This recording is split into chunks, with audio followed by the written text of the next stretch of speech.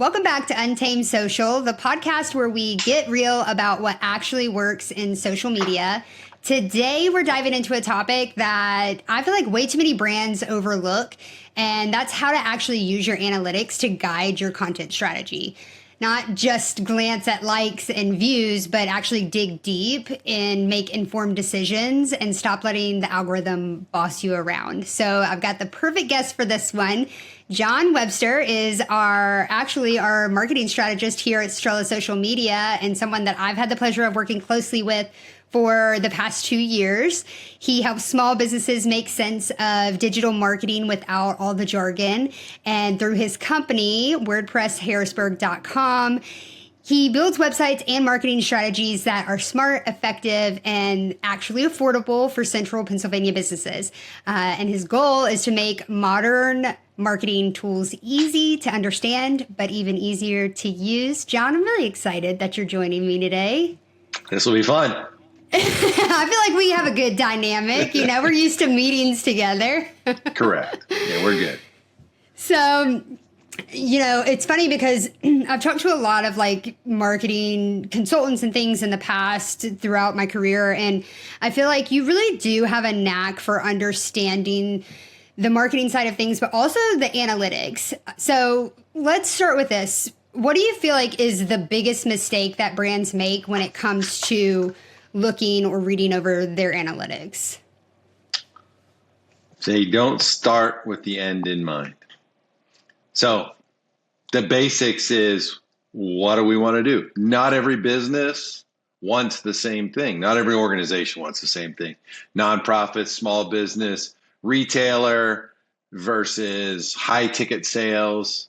Everybody's a little different. And if you're just looking at the numbers without having context, then they won't mean a lot to you. So the first thing they need to really do is decide what kind of organization they are and what they're trying to do. So just blindly looking at numbers is the biggest mistake all brands. And it's from corporations down to mom and pops. They all do it. They see this dashboard of numbers and they just go, okay, that's better, or okay, that's not as good. But it's they don't know what they're looking at because they don't know what they're trying to do. Yeah, agreed. I think that's really foundational in anything, whether you are looking at website data or social media data. I think that is really the core and the crux of everything that is a mistake with what brands are looking at, and also maybe like not having an understanding of what each point of data means. And there's a lot that goes into that, which we can talk more about. But since you have a lot of experience working on websites and also doing marketing strategy, when you think of like the full picture, how should social media data and website data kind of work together to paint a bigger picture for brands? Well, first, brands have to realize that the social part of their online presence is way up here. It's at the top. It's awareness. It's engagement. It's how they make people know that they're out there. It's the new way to get found and followed. So the top is where you get found, but the website is where you actually see the results of all the work you're doing on social. And nowadays, all the search engines and all of your social media channels, they all have a thing called a pixel. And a pixel is just an easy word for saying they have a little spy on the website looking at all of your visitors. And so what a good analytics person will do is take your social media information, apply tracking codes to it, bring it to the website where you have a tracking pixel, and that allows them to build a little breadcrumb trail to see what's working and what's not working. So you need to just integrate all these little pieces to build that breadcrumb trail so you can paint the whole picture. Yeah. I think it's funny too, because we have some clients that like when we bring on new brands, we'll ask for obviously access to their social media platforms, but then we also ask for their Google Analytics. And half of the time they're like, why? or we want to log into their WordPress and they're like, I don't understand why. And really it is to get that full picture like you spoke about, because if we're doing our job correctly on social media, then we are driving traffic to the website. And if you're not doing that, then I feel like, what's the point? Where are the conversions? You've got to get there at some point. Yes, brand awareness What's working? Brand awareness is initial, but like we got to drive people to the actual website, and they miss that a lot. They don't understand the connection. Speaking of that, and something that you touched on a little bit ago was, like understanding the right analytics and what you're actually looking at. But a lot of brands don't understand what each point of data means. So I feel like a lot of times it's easy to look at the surface level numbers, like the likes and the views. What should they be paying attention to, whether that be on social media or on their website? What kind of analytics do you feel like they should actually be looking at if they want true growth? Well, the first thing that you need for true growth is good visitors. And a good visitor is engaged with you. And engagement means different things on social media than it means on a website. But on social media, engagement is a comment. It's coming to your content more often. On a website, it's time on a page. It's the number of pages that they visit. All of these are signals that your visitors are engaged with your content. Having 5,000 clicks to your site and everybody just lands and goes somewhere else is nothing. But having maybe 50 people that spend 10 minutes on your website reading things, looking at your blogs, looking at your about page, learning about your company, that means a lot more than just the number of clicks. And obviously, form fill outs, phone calls, all of those things that convert a visitor into somebody that you can sell to or that you can communicate with are important. So you want to look at engagement and then conversion. And if you have high engagement and low conversion, that's a signal you need to change something. And then you also want to look at if your business is appropriate or your organization is appropriate, do these people come back over and over again? Now, not every business, if you're a local plumber, somebody's just looking for you when they got a problem. Yeah. So they're not going to engage you over and over and over again. But if you are a nonprofit that is fundraising and doing good for the community, you want returning visitors. You want to consistently tell those people your message and let them have more buy-in so that your organization can grow. Yeah. And it's funny because we actually have been going through this ourselves at Strella, exactly what you're talking about. We're finding that, we are getting a lot of traffic and engagement on a certain landing page, but then that conversion isn't there. And so let's talk about that. This is a great. So we had a landing page and we were asking people to book a free phone call where we were going to just go over some strategy with them. And we were getting a ton of people that were visiting a landing page and then clicking once more to book the phone call and then not following through with the phone call. And what we deduced over about a month of tracking the data is just the actual booking of a phone call without some more trust factors built in was too much of an ask. So now we've adjusted and we have a lower bar, and we're going to try that and see if that works. But that's a great place where looking at your analytics, following the breadcrumbs can lead you to a conclusion. Now, a conclusion is not 100% accurate all the time. We're kind of like detectives. We're looking at the evidence and then we're saying, what makes sense with the evidence in front of us and how can we adjust based on that? So that's when you're looking at the real data, the data that's important to what you're trying to do that you can adjust and overcome. Yeah. So that's great that you mentioned that, we tracked it for a month. And I think one of the questions that people have, especially on social media, but even our example here with our landing page and booking a free call, do you think brands are too quick to pivot when something doesn't perform well, or are they not quick enough to change things up? What do you know what that like perfect timing is for that?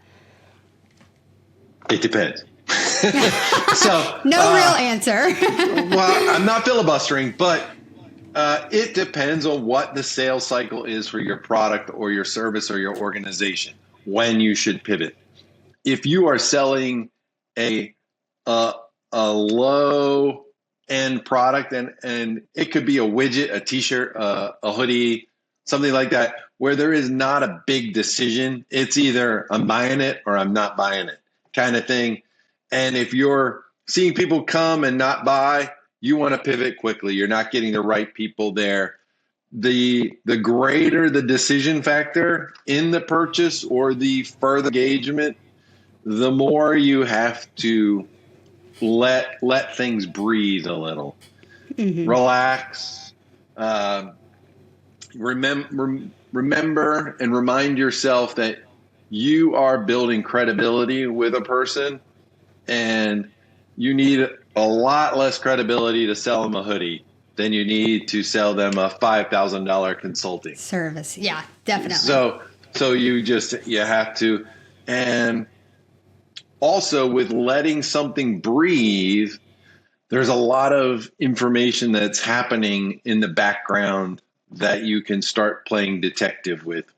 For example, we'll just keep playing with the Strela situation that we're working through. The puzzle is that we were getting our ads were getting displayed to people that weren't necessarily the optimal person for us. But had we not let it breathe a little, let Google show us who they were showing the ads to, so that we could tell Google that's not exactly who we're looking for. Without that feedback loop, we can't get better. Yeah. That, and I think also like not testing too much at one time, picking one thing, because it's easy to like see something not working and think that you need to completely shift multiple things, and then you're not able to detect like what the problem is, in my opinion. So, which I think is a good strategy that we've had this time, is like we're just tweaking one small thing to see if it moves the needle, and a lot of brands miss that. They just want to completely throw the strategy to the wall and say, let's start completely over. Like we see it in social media 24/7. 24/7.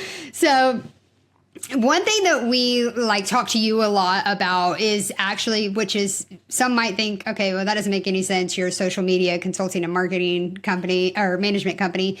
We actually go to you sometimes to talk about our content strategy and the type of content that we're sharing.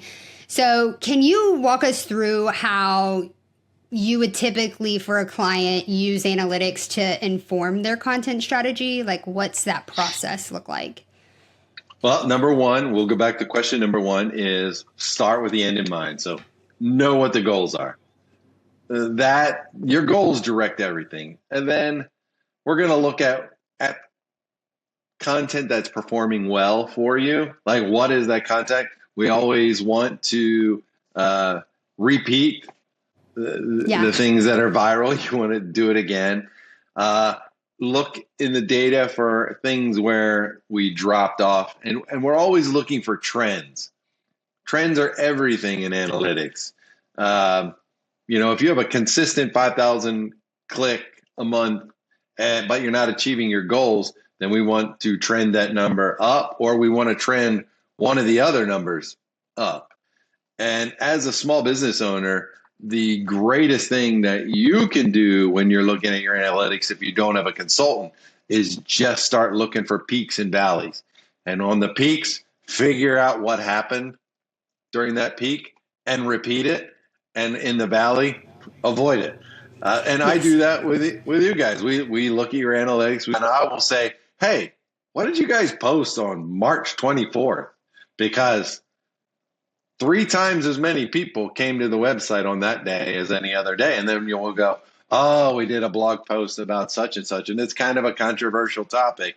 And we were like, well, let's do that again. Not that exact same thing, but we'll try and recreate the fire. And as you start finding out what works, and, and it's the funniest thing, because just because you can be on social media doesn't mean everybody should. And that's an unpopular opinion. But if you're going to be there, be interesting, be entertaining. You are competing against a bunch of people doing silly stuff, and you might not be doing silly stuff. But if you want to break through in a stream of silly stuff, entertaining things, you need to be entertaining as well. You need to be interesting.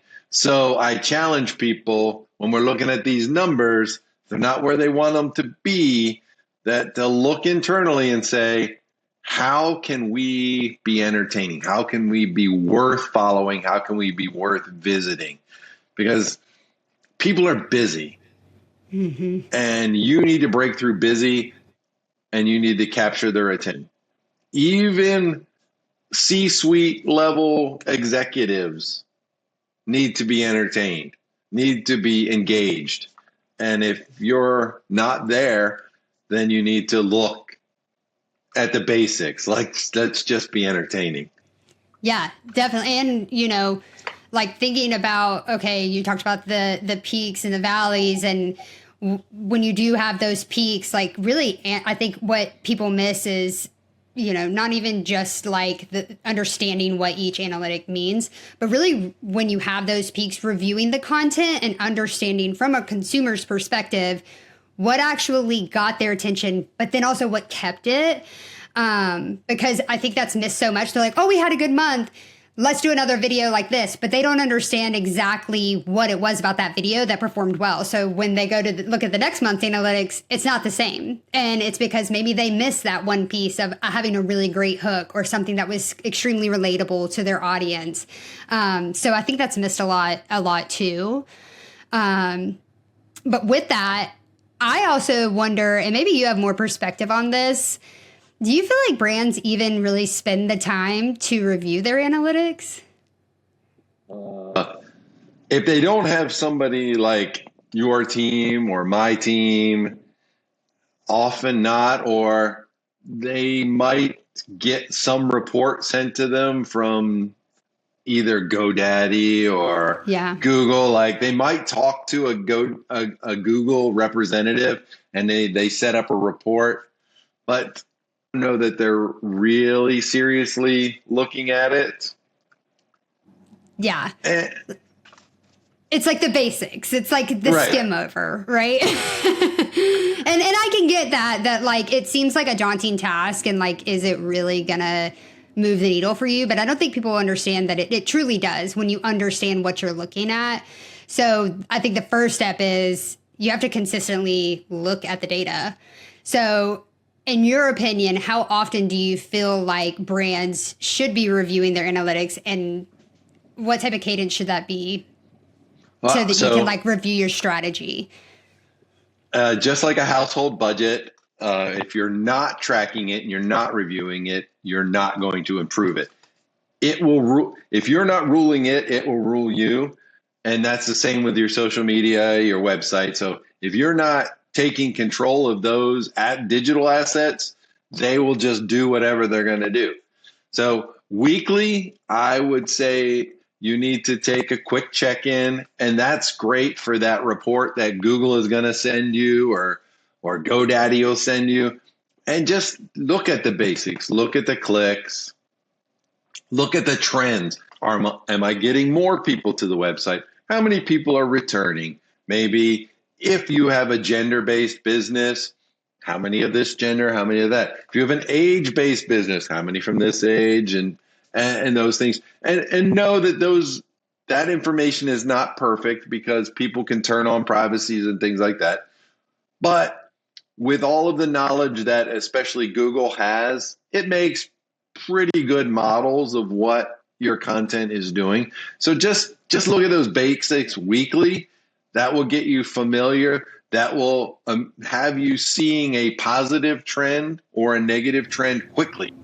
And then monthly, have somebody build you a dashboard, because just the free things that that an organization is going to provide you is not going to let you get where you need to go. But monthly, you want to look a little deeper. You're going to look for those peaks and valleys and then backtrack from those and say, what was I doing? What was going on in the world? Why, if I'm an electrician and we just had a major storm in our area and you see a peak of traffic to your site, you can pretty much assume every other electrician had a spike in their site as well. And you got to factor in all of those things and be open to those things. And then quarterly, this is where you want to hire somebody to at least be a sounding board, and it'll be just for an hour to talk about your goals, help you with a strategy of, we're going to work on this one thing this quarter. Yes. And have that person that you don't have to be spending them, $5,000 a month on somebody to SEO your site and do all of that. You just need an hour or two of their time. Let them see your reports and just talk with them, and they will kind of be a sounding board for you. If that's not an option for you, you don't feel comfortable with that, grab one of the AI engines. AI engines are great for having a conversation with. You may feel weird about that, but it will ask you to upload a report. It can, if you ask it to, dumb that report down, and I hate to use that word, but simplify the report, pull out the key pieces of information that are important to you, and then you can ask questions. To me, AI is the new search engine. It's not the replacement that Buddy says it's going to be, but it is a great place to learn, and it's a good sounding board. The only drawback to that is you don't get a gut. You and I, sometimes we make a call that is like, I'm just getting a feeling here of this is what people are doing. And AI is going to be by the numbers. Yes. Sometimes a human being will try something that doesn't make sense by the numbers, but it'll work. And one of the things that I bring I'm a math nerd. I love math, but I also took psychology in college, a lot of psychology. And part of all of this social media, website analytics, it's all buyer behavior. Mm-hmm. I spent many years as a commission salesperson. You learn a lot about psychology in commission sales. All of that comes together to help you understand the numbers. If you're an organization that has a sales team, bring them into the conversation, because they know why people are buying and why they're not, and they can help you make sense of your marketing data. We live in a time where it used to be sales and marketing were like these two enemies in a company, but now more than ever, with all of this data, the two departments can really work well together. And they should, in my opinion. Absolutely. They definitely should. I think that's all really great advice, and something that, we do ourselves when we have full management clients, and also even with consulting. It's something that we teach to our consulting clients as well, is number one, of course, how to track, analytics, what matters, but also like the consistency of it is important too. So I like that you said not just monthly, because a lot of people think, okay, if I'm going to look at analytics, it's going to be monthly. But instead, you're talking weekly, monthly, quarterly. And then we even at Charlotte will do an annual end of year review of everything. And so I think that that's such great advice. And really, that's the best way to guide your strategy, whether that is looking at just the social media aspect or combining that with the website data as well. And it's missed a lot, but you've got some great advice, John Webster. I've been doing it a while. You're a smart cookie. Well, thank you so much for joining me today. I think you've really given a ton of wisdom. And every brand really needs to know more about analytics. But a lot of times they're just too busy chasing the vanity metrics. So if today's convo got you thinking differently about your numbers, good, great. That's the goal. So if you're ready to stop guessing and to start letting the data lead, don't forget to subscribe, leave us a review, and share this episode with a friend who thinks that likes equals ROI. So thank you again, John, for joining, and we will see you in the next episode. Bye. Hey, if you enjoyed today's episode and you learned a lot, imagine what you and your team could do with a fully customized strategy day. Our consulting boot camps are tailored to meet your biggest needs, whether that's boosting engagement, building content plans, or coming up with a brand new strategy. If you want to learn more, just hit the link below in the show notes.